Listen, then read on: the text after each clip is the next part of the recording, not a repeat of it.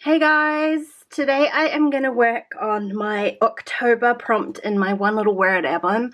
I'm going to do things a tiny bit differently because this month's prompt was based on music lyrics, and in all honesty I'm just not a huge music person, so I sort of struggled with the idea of what to do this month, and I think when it comes down to it, I'm not going to force myself to do a prompt if it's not really speaking to me. I don't see any point in that. So what I'm going to do instead is I'm going to go back a few months. I think it was July when we did some of the jelly printing.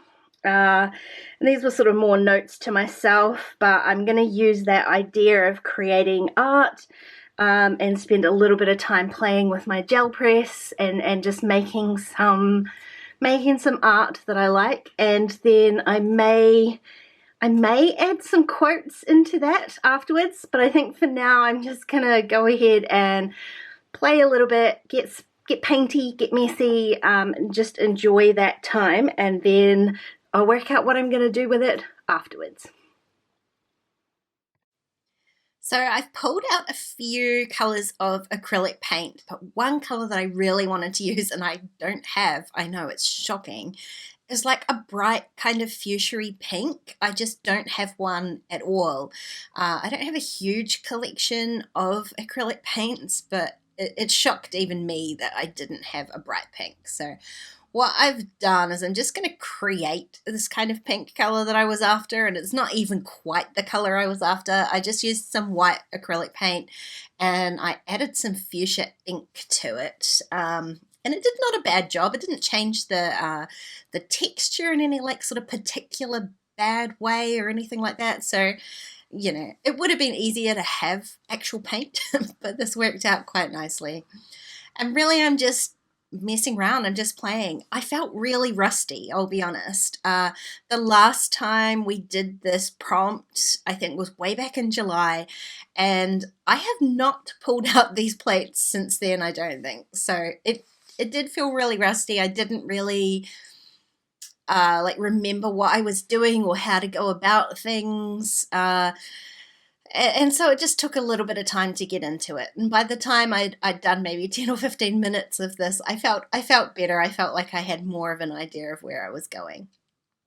Now the little gel plate that I'm using this time, it's an odd little size, and it's one that I made myself from a kit that I had purchased. There's lots of recipes on the internet. Just do a Google search. You can really easily make your own gel plates, and it becomes a considerably cheaper option than buying them. Buying the bought ones, however, is much easier than making your own. You can see here, this one is kind of a weird color. It does have a particularly weird smell, I must say, and it never really made the best prints, but I'm using this one because it is easier to handle than my big huge one, and it's definitely easier as far as the cleanup goes. And I actually kind of like that weird little size that it comes out at. I'm using the exact same process that I did last time, which is just a bunch of stencils. I pulled out anything that was sort of just kind of generic, that didn't have a particular theme to it.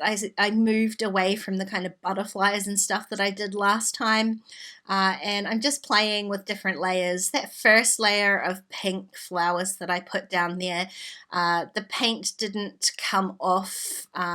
You can see I've got like multiple prints off there, and that may be because of the ink or because of the time I let it sit drying. I honestly am no expert, so I have no idea really what went wrong or what was working or whatnot. You can see here though, I did go and grab a damp rag so that I could clean this off and start again. Usually when I pull prints like that, it would come off after a few goes, and this one wasn't, so I gave up on it and used the cloth to clean up and start again. So the colors that I'm using, I went through Pinterest and just picked a random image I liked the color of. It was like a cup of tea with lemons and all sorts of pinks and oranges.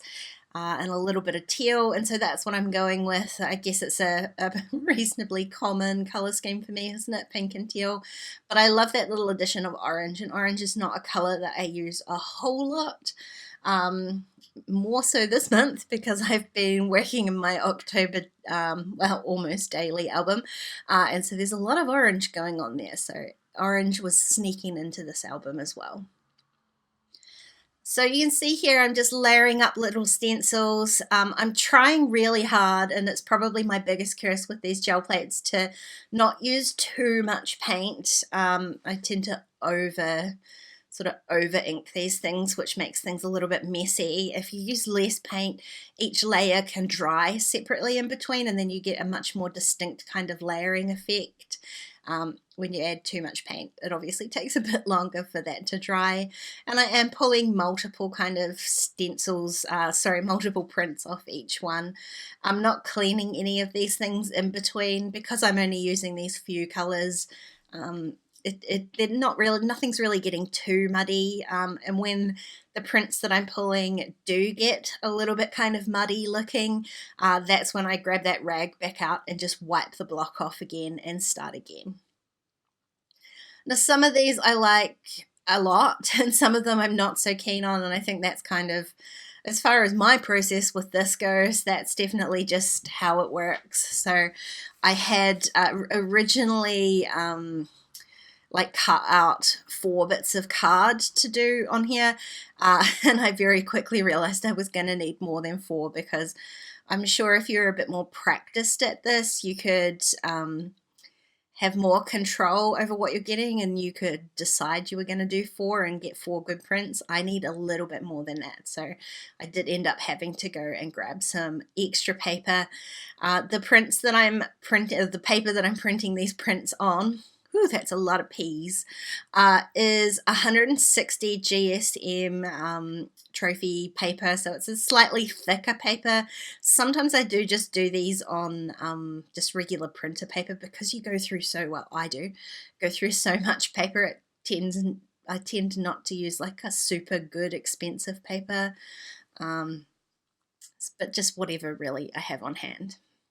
Now you saw there, this was another advantage with using this kind of smaller sized plate, as I can pick it up, and so as well as printing by pushing the paper down on top of the plate, using a smaller size like this, and it is still just sitting on its little piece of acetate, means I can pick it up, line it up, and stamp it down on top of a print that I've already printed. Makes it a lot easier to align things than using that big, I think it's 8x10 plate that I've got. That's far too big and heavy to be able to do something like this. So that is definitely an advantage for having a smaller plate. Plus I kind of like the size. I'm not wasting as much paint on those the prints that I don't love as much, and because I have such a small paint collection, and most of these paints are super old and don't have a lot left in there, it just means that I'm, wasting a little bit less. I really did enjoy some of these prints that I got with that kind of stamping effect. I had a lot more control doing it that way than trying to get the whole one single press. There's a ton of techniques for doing these. I suggest looking on YouTube. That's what I've done anyway, so I'll leave some links down below of some people that I have watched, so you can go and have a gander too. Okay, so I've got my prints, and like some were more successful than others. I've got way more than I need, so that's fine. I think I'm really only going to use 2 or maybe 4 as far as putting them into my album. This plate that I used, the gel plate that I used, is a little bit of an odd size, so it's not a full traveler's notebook sized. It's larger than a 3x4. It's also, it's taller than a 4x6 but narrower, so it's not going to fit in these page protectors. So my point is that it's an odd size to use, so I'm going to use it at the odd size that it is. I probably could trim these pieces down to 3x4. That's another option, but what I want to do is just do something a little bit different. So I'm going to pick out the 4 that I like the best. I am going to just run them through my typewriter, fingers crossed. I might test one of the ones that I'm not going to use first, and type out my quotes, and then I'm going to come back and I'm going to attach them to some acetate as a way of putting them into my album. I'm just going to start by creating a couple of piles. Ones I definitely know that I want to use, ones that I definitely know that I don't, and then sort of making sure that I had 4 to work with, which is what you can see here. I took those over to my typewriter and it typed totally fine on them. They are completely dry though, I will say that, and just typed out a few of the quotes that I had found relating to my word space. And now I'm going to work on putting these into my album. So I have trimmed down my piece of acetate. It's an A4 piece of acetate, so it was already 8¼ inches high. I just trimmed down 2 sheets that are just a tiny bit less than 5 inches, so they fit underneath my dividers here.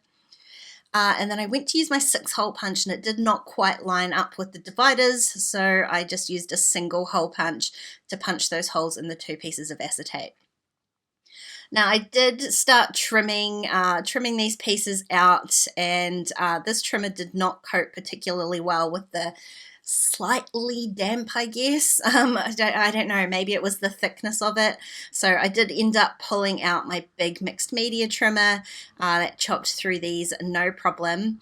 I trimmed down all 4 of them so that they are the exact same size, and now I'm going to add 2 to each piece of acetate. So the first one here I've just added onto the front. I'm using some double-sided tape. I was careful to make sure the alignment was kind of straight and in the middle where I wanted it. And then the other 3 after this are super easy because I'm just lining it up off the back one. Now the second sheet, again, super easy. I just laid both pieces of acetate down on top of each other, which means I can use those ones I've already placed as a template to add in the other 2. I'm not adding too much adhesive. They're just little thin bits of paper, so I figured it didn't need too much. I wondered about maybe stitching them with my sewing machine, but to be honest, I'm just going to keep it simple just because I want to get this prompt done.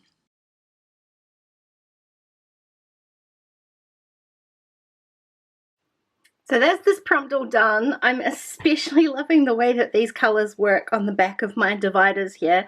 That was something I did not necessarily take into consideration, so I lucked out there.